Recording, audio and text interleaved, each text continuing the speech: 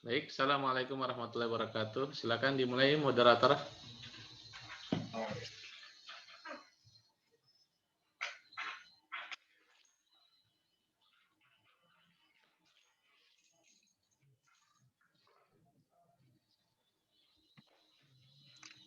Assalamualaikum warahmatullahi wabarakatuh. Waalaikumsalam warahmatullahi wabarakatuh. Bismillahirrahmanirrahim. Alhamdulillahirrabbilalamin. Wassalatu wassalamu ala asyrafil anbiya'i wal mursalin Sayyidina Muhammadin wa ala alihi wa sahbihi ajma'in. Amma ba'd. Pertama-tama, marilah kita panjatkan puja dan puji syukur kita kehadirat Allah Subhanahu wa Ta'ala yang telah melimpahkan begitu banyak nikmatnya kepada kami. Tak lupa sholawat serta salam semoga senantiasa berada di junjungan Nabi besar Muhammad SAW.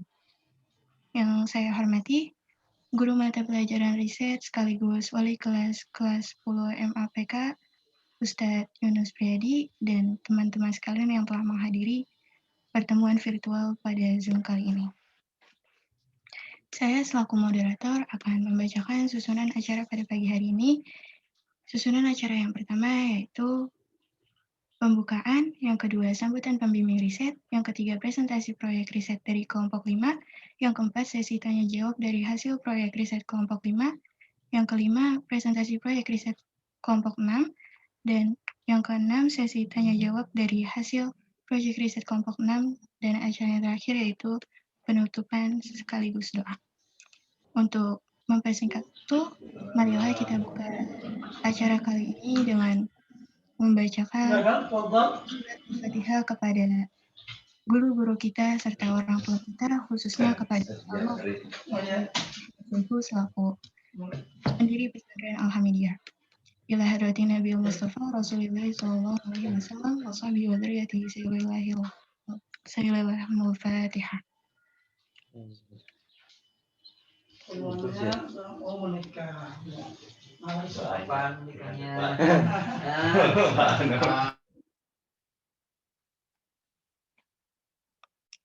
Berlanjut ke acara berikutnya, yakni sambutan pembimbing riset yang akan disampaikan oleh Ustadz Yunus Priyadi. Kepada Ustadz Yunus, waktu dan tempat dipersilakan. Baik, terima kasih moderator. Bismillahirrahmanirrahim. Assalamualaikum warahmatullahi wabarakatuh. Waalaikumsalam warahmatullahi wabarakatuh. Alhamdulillah rabbil alamin wassalatu wassalamu ala asyrafil anbiya'i wal mursalin wa ala alihi wa sahbihi ajma'in, amma ba'du. Yang Ustadz banggakan dan Ustadz cintai seluruh santri kelas 10 MAK yang mana pada hari ini ya akan melaksanakan atau mengikuti kegiatan program riset presentasi proyek 1 yang insya Allah akan dibawakan oleh kelompok 5 dan 6. Jadi yang pertama Ustadz ingin sampaikan yaitu rasa terima kasih Ustadz ya, dan juga apresiasi yang besar untuk kelompok 5 dan 6 ya, yang mana telah selama seminggu atau beberapa minggu yang lalu sudah berusaha dengan sekuat tenaga, akal dan pikirannya untuk menuangkan hasil riset mereka tentang yang pertama tata cara sholat bagi orang sakit, dan untuk kelompok 6 yaitu manfaat mengucapkan salam. Untuk kegiatan riset ini Ustadz harapkan bagi kelompok-kelompok yang lain sekaligus menjadi peserta pada Zoom kali ini harap mengikuti kegiatan ini dengan khusyuk dan juga fokus. Jangan sampai ada yang tertidur, ataupun ada yang ngantuk, ataupun ada yang tidur-tiduran, seperti itu. Jadi usahakan kalian, silakan dinonaktifkan kameranya, Ustadz nggak wajibkan, tapi yang Ustadz minta bagi moderator, ya, bagi moderator dan juga pemateri Ustadz minta untuk mengaktifkan kameranya, ya, gitu. Jadi diaktifkan kameranya, nanti ketika dia tidak berbicara, baru dinonaktifkan, nggak apa-apa. Jadi ketika dia berbicara saja diaktifkan, ya, jelas ya, gitu. Jadi contohnya nanti moderator ya berbicara nih setelah ini, nah itu aktifkan kameranya, ya biar kelihatan, ya. Maksudnya biar ketahuan mana moderatornya, mana pematerinya. Dan nanti juga ketika waktunya pemateri menyampaikan, saya harapkan diaktifkan, mohon diaktifkan kameranya ya. Kemudian setelah itu yang ketiga adalah untuk penanya, ya nanti ada sesi tanya jawab yang akan dimulai setelah pemateri kelompok 5 dan kelompok 6 ya. Jadi yang penanya Ustaz juga minta untuk diaktifkan kameranya ya, gitu. Jadi untuk keaktifan kalian dalam presentasi ini, jadi itu juga suatu nilai buat kalian dan juga menghargai ya teman ya, dan juga guru kalian. Dan yang terakhir Ustadz ucapkan selamat berkreasi, selamat menuangkan ya pikiran kalian, kemudian juga pendapat-pendapat kalian di pelajaran ini. Mudah-mudahan dapat bermanfaat bagi kita semua dan juga nanti akan bisa bermanfaat untuk kalian di masa yang akan datang. Itu saja sambutan yang bisa saya sampaikan. Kurang lebihnya mohon maaf. Ustaz kembalikan ke moderator.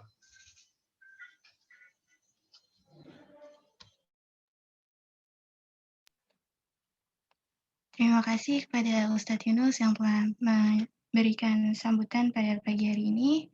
Beranjak ke acara pokok, yakni presentasi dari proyek riset kelompok 5 yang akan dibawakan oleh kelompok 5. Kepada perwakilan kelompok 5 dipersilakan.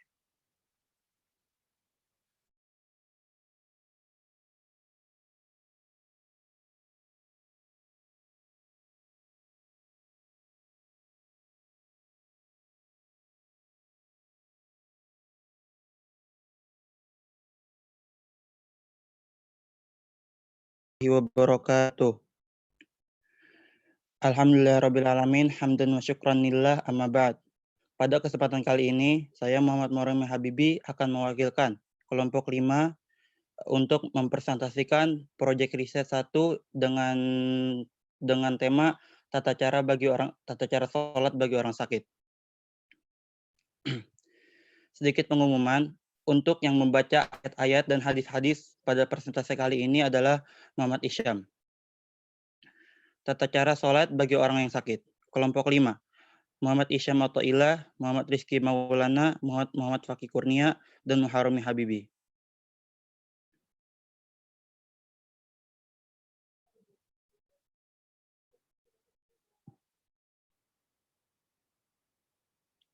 Yud.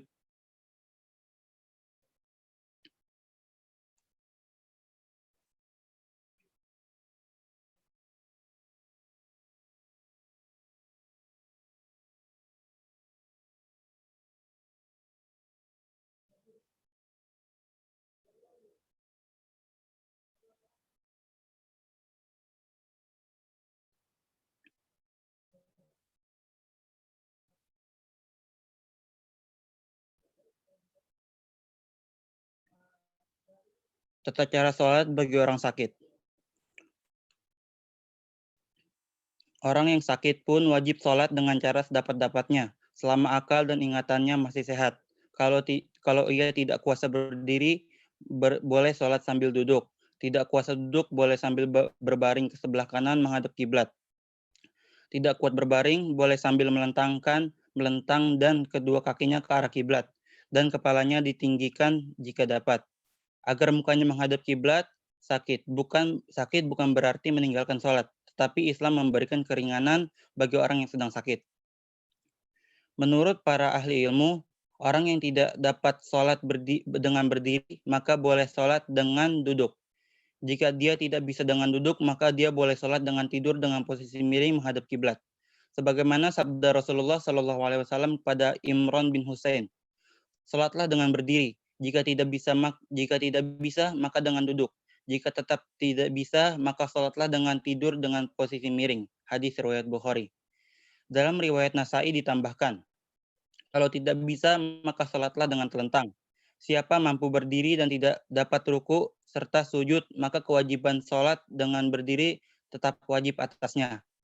Dia wajib sholat dengan berdiri, kemudian untuk ruku cukup baginya merunduk, lalu duduk, dan untuk sujud. Lanjut.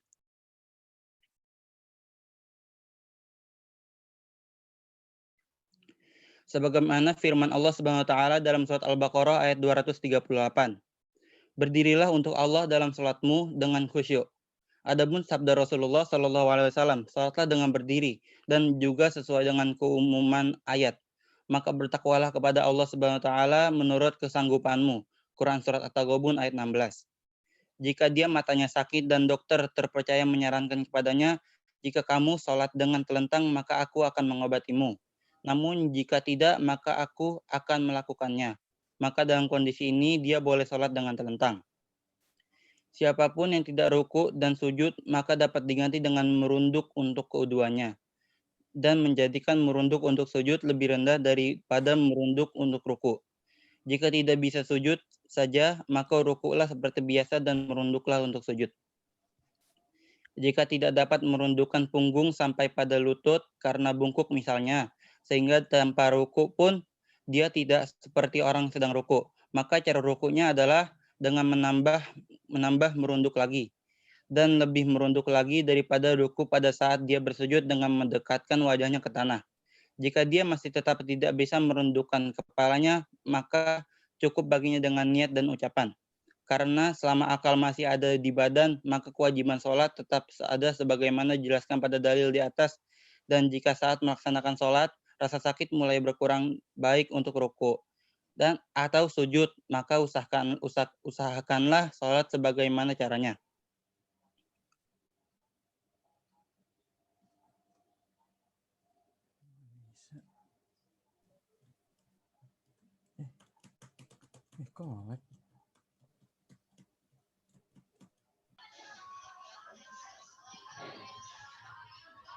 Hanya saja melihat fakta yang ada, entah di rumah sakit atau tidak. Ternyata orang-orang sakit di negara kita kebanyakan tidak melaksanakan kewajiban sholat. Mereka menganggap bahwa kewajiban sholat gugur dalam kondisi demikian. Bahkan mereka berkeyakinan lebih baik diganti setelah sembuh nanti. Padahal kewajiban sholat dalam teks-teks keagamaan tetap berlangsung selama mereka masih kondisi berakal. Hal di atas terjadi akibat ketidaktahuan mereka terhadap konsep-konsep kemudahan yang ditawarkan oleh Islam khusus pada mereka yang sedang sakit. Maka dari itu, sebagai jawaban dari kondisi demikian, beberapa kemudahan atau rukhsah dalam melaksanakan kewajiban sholat yang disuguhkan pada orang yang sedang sakit tersaji dalam beberapa poin berikut.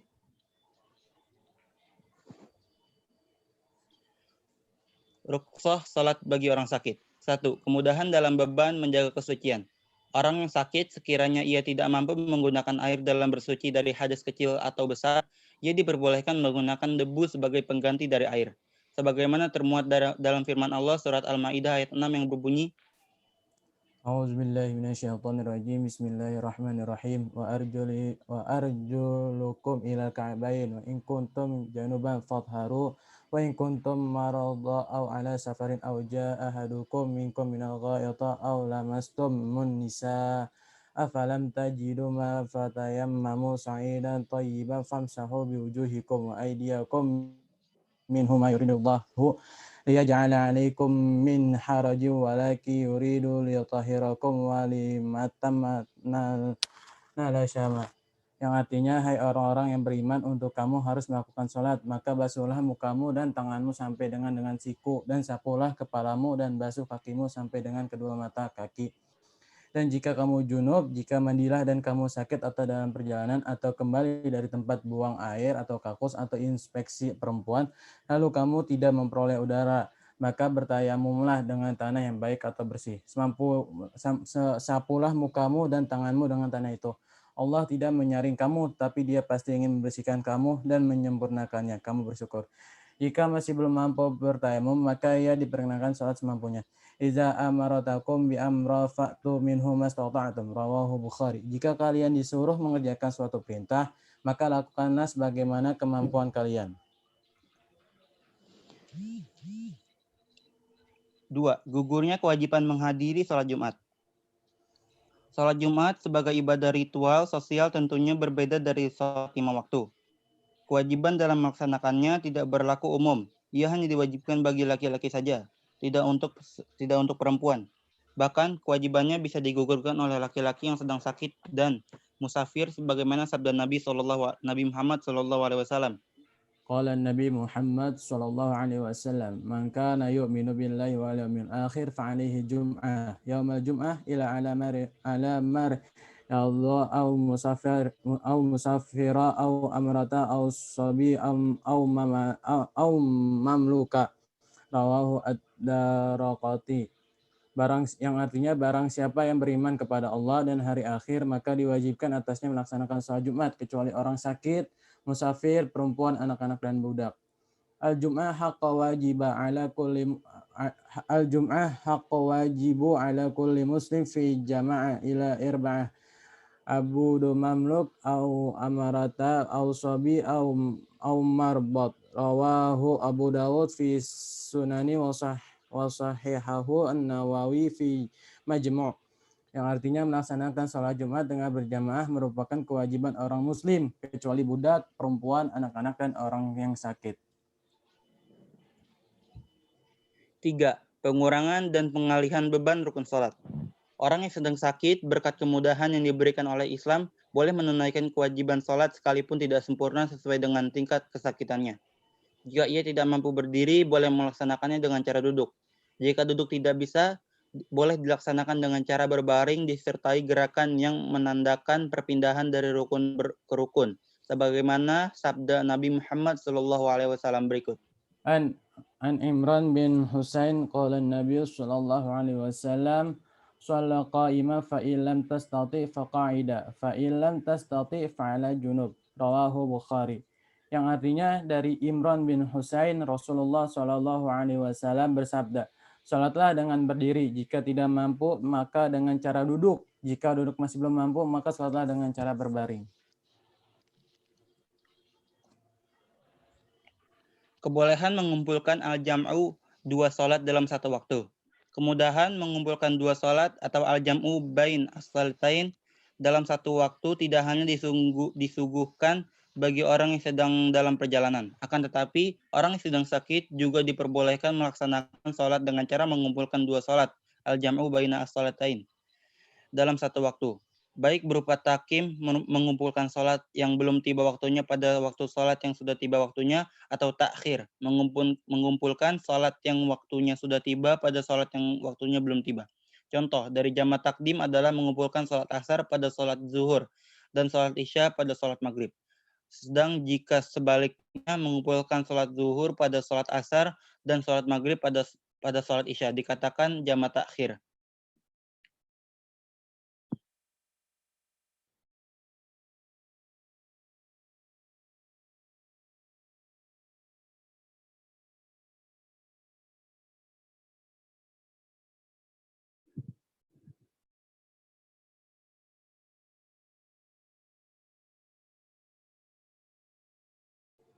Sampai mana tadi? Khattab ja'a yaumal khandaq ba'dama gharabat syamsa fajala yasibu kafara Quraisy. Qala ya Rasulullah ma kadat usalli asar hatta kadat syama taghrib. Qala Nabi sallallahu alaihi wasallam wallahu ma salaituha faqamna ila batahana fatada li salati wa tadana laha fa shalla asar ba'dama gharabat asyams thumma shalla ba'daha maghrib. Rawahu Bukhari wal Muslim. Yang artinya Umar bin Khattab mengatakan pada Rasulullah bahwa ia belum melaksanakan salat asar sedangkan matahari nyaris terbenam. Rasul menjawab bahwa ia juga belum melaksanakannya. Kemudian mereka berwudu dan melaksanakan salat asar setelah matahari terbenam. Rasulullah Shallallahu alaihi wasallam bersabda, Hadithu Ibnu Abbas qala jama'a sallallahu alaihi wasallam baina zuhur wal asr wal maghrib wal isya bil Madinah fi ghairi khawfi walam tara. Rawahu Muslim. Rasulullah SAW bersabda yang artinya Rasulullah SAW pernah mengumpulkan dua salat dalam satu waktu, yaitu antara zuhur dan asar dan antara maghrib dan isya dalam kondisi aman dan tanpa hujan.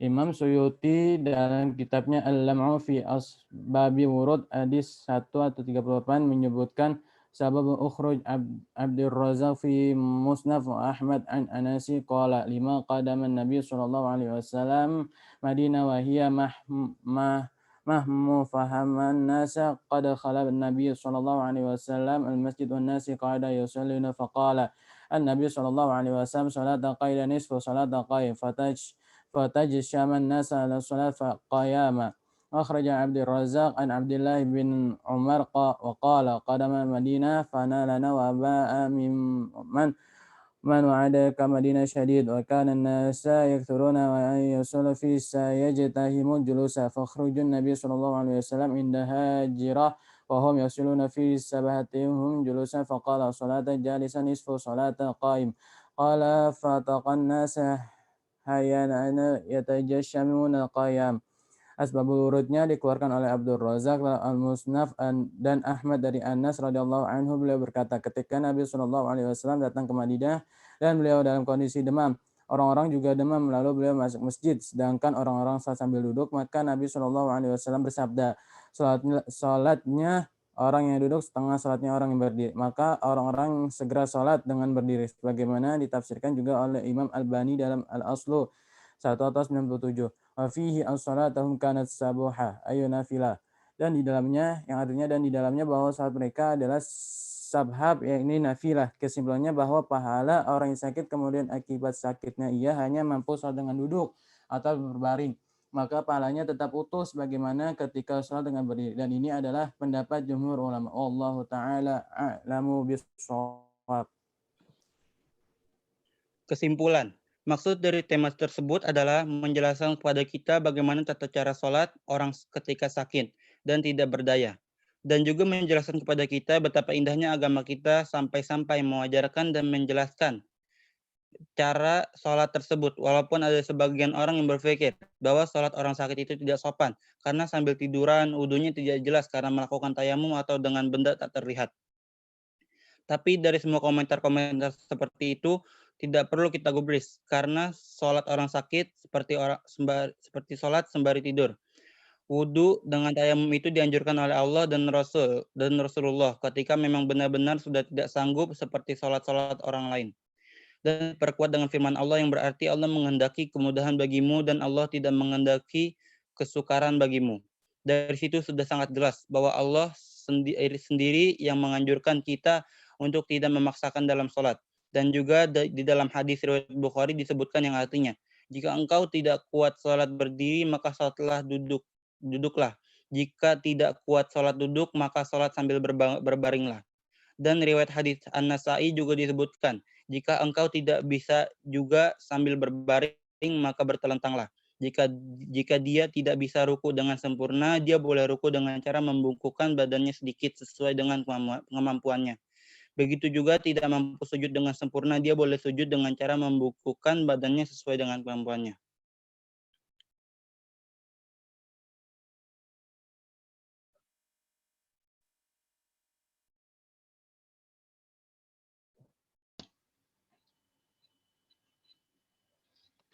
Terima kasih kepada kelompok 5 yang telah mempresentasikan hasil proyek risetnya. Selanjutnya, sesi tanya jawab dibuka bagi kelompok lain yang memiliki pertanyaan, harap mengajukan pertanyaannya.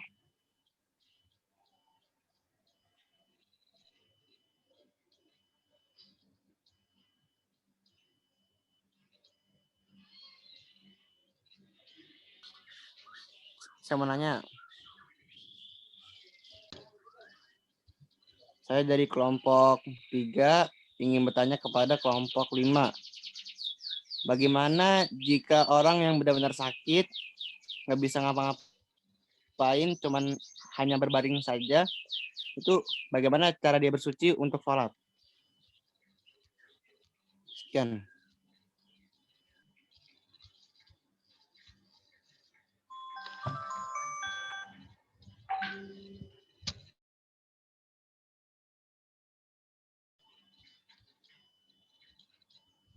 Lagi,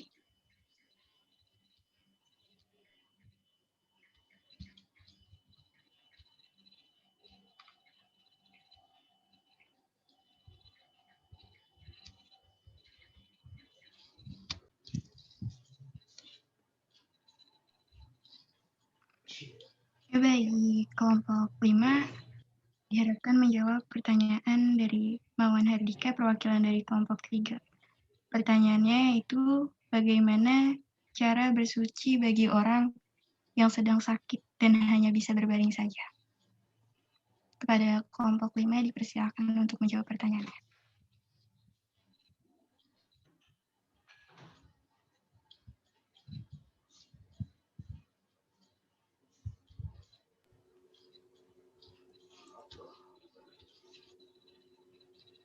Saya akan menjawab pertanyaan dari Mawan. Bagaimana jika orang yang sakit benar-benar tidak berdaya, hanya berbaring saja, maka bagaimana cara dia bersuci untuk melakukan sholat? Bila tidak mampu bersuci, maka ia bisa diwudukan oleh orang lain. Caranya hendaknya seseorang memukulkan tangannya ke tanah lalu mengusapkannya ke wajah, dan dua telapak tangan orang sakit. Begitu pula tidak kuasa mewudu sendiri, maka diwudukan oleh orang lain. Bagaimana? Paham? Mohon Hardika. Alhamdulillah paham. Syukron.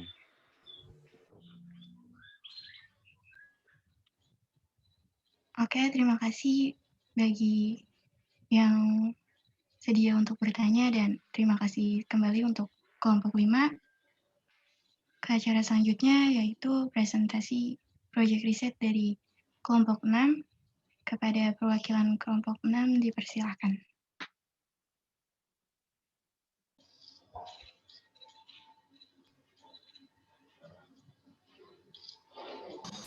Lihat nih, bisa lihat.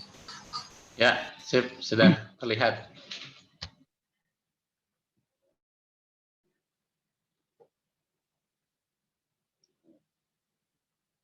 Assalamualaikum warahmatullahi wabarakatuh.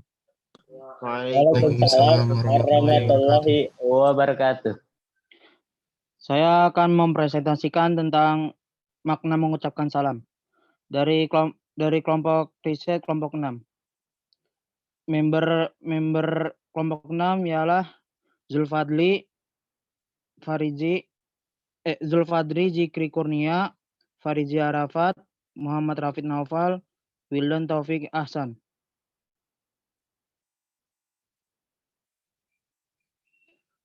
Bab 1. Makna mengucapkan salam.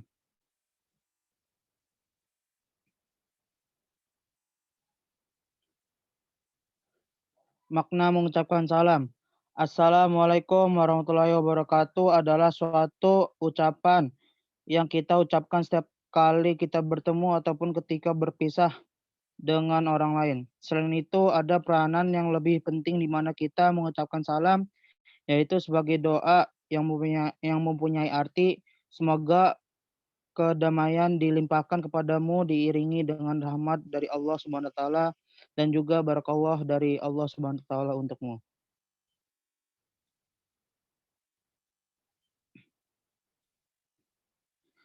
Bab 2. Mengucapkan salam. Mengucapkan salam ucapan salam yang memiliki peringkat sangat tinggi tersebut sudah tentu sangat bermanfaat bagi manusia. Allah Subhanahu wa taala sangat mengerti, sangat memahami yang terbaik untuk ciptaannya. Karena itu diturunkan dan mengajar kepada ciptaannya melalui baginda Nabi Muhammad SAW. Mengucapkan salam ketika sedang bertamu atau bertamu dengan muslim lainnya adalah perintah Allah Subhanahu wa taala yang mengajarkan adab yang baik. Mengucapkan salam disebutkan sebanyak 12 ayat pada 10 surat di dalam Al-Qur'an. Bab 3, manfaat mengucapkan salam. Memperoleh pahala karena mendoakan sesama, ungkapan kasih sayang dan perhatian antar sesama, mendapat berkah dari Allah Subhanahu wa taala, terjalinnya persaudaraan dan kasih sayang antar sesama muslim, mendapat doa keselamatan dari orang lain.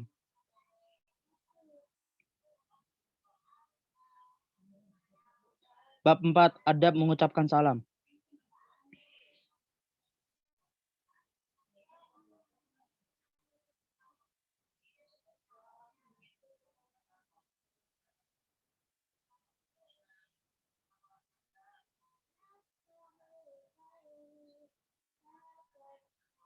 Berjabat tangan mengingat Allah Subhanahu wa taala.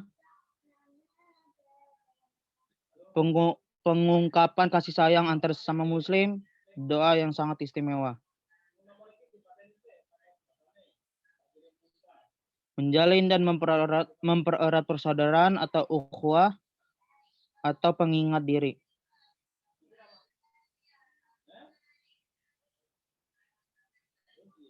Penawar atau peluntur penyakit hati seperti iri, dengki, sombong, keras hati atau menutup diri dari hidayah Allah Subhanahu wa taala dan lain-lain yang diselimuti hati orang yang mengucapkan salam dan lain sebagainya.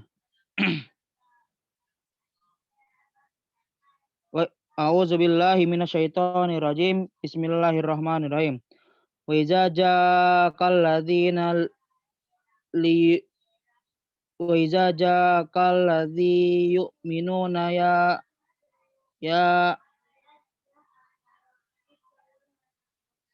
yatimang fakulla salamun alaikum kataba rabbukum ala nafsihi rahmatullahu min ahli minkum su'an bijah latin summatabi min ibadih wa aslahu fa'annahu ghafurur rahim. Allah Ta'ala berfirman, apabila orang-orang yang beriman kepada ayat-ayat kami itu datang kepadamu, maka katakanlah Assalamualaikum. Tuhanmu telah menetapkan atas dirinya kasih sayang, yaitu bahwasannya barang siapa yang berbuat kejahatan di antara kamu lantaran kejahilan, kemudian ia bertobat setelah mengerjakannya dan mengadakan perbaikan, maka sesungguhnya Allah Maha Pengampun lagi Maha Penyayang. Surat Al-An'am ayat 54.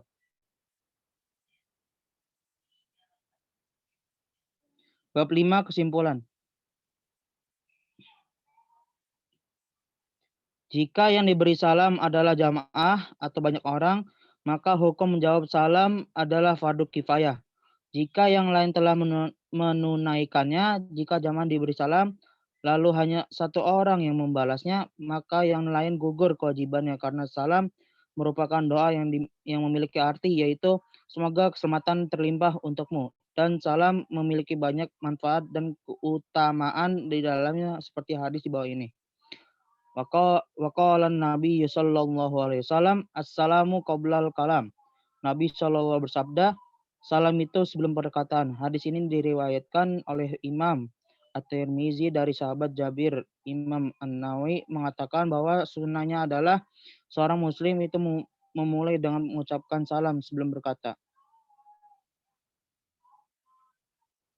Syukran. Wassalamualaikum warahmatullahi wabarakatuh. Waalaikumsalam warahmatullahi wabarakatuh.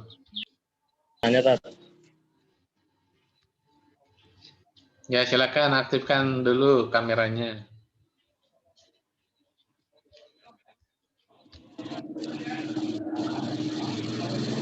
Assalamualaikum warahmatullahi wabarakatuh. Waalaikumsalam warahmatullahi warahmatullahi wabarakatuh.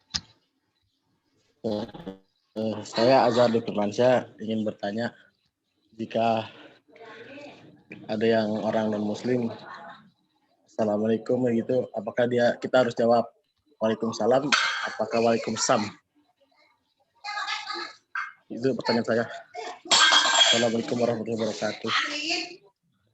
Oh, makin aja.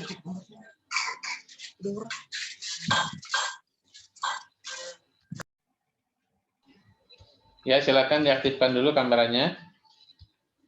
Siapa nih? Saya Tot. Pak. Siapa nih namanya? Oh, Ali Sekar. Ya, silakan Sekar. Boleh nggak ngucapin salam ke non-muslim dengan alasan toleran?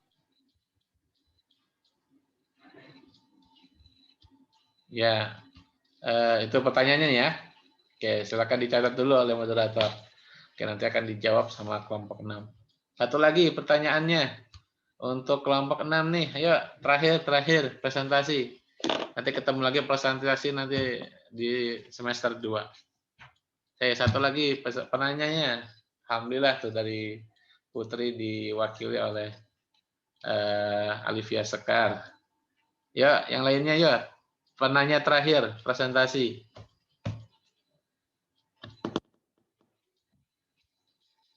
Satu lagi ya. Siapa?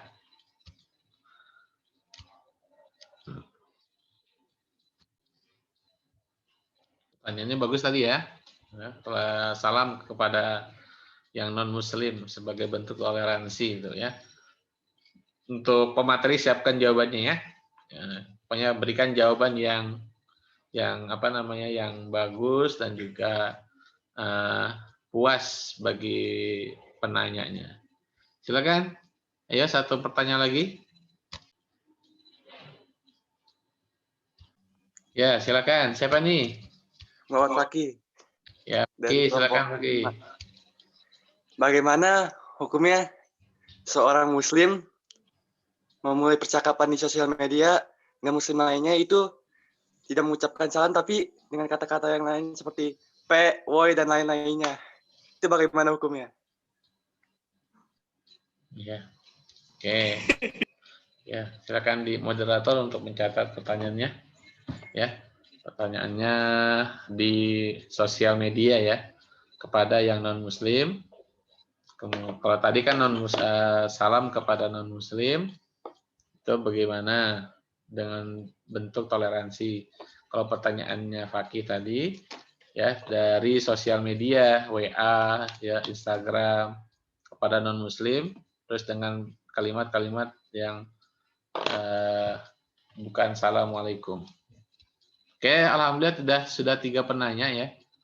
Oke, Ustaz kembalikan ke moderator.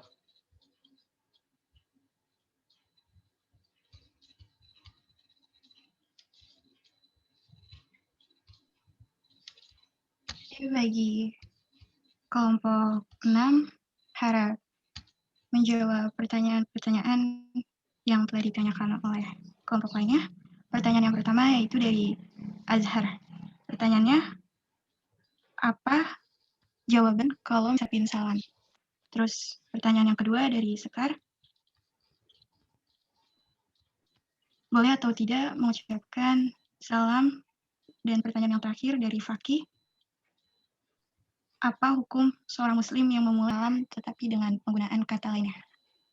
Bagi kelompok 6, diharapkan menjawab pertanyaan-pertanyaan tersebut.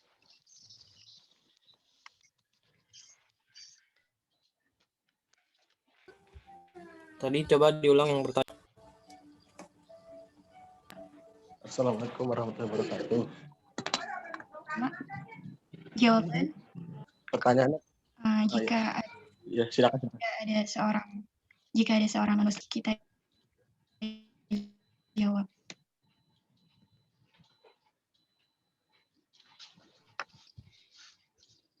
Kita harus jawab. Ya. kami jawaban.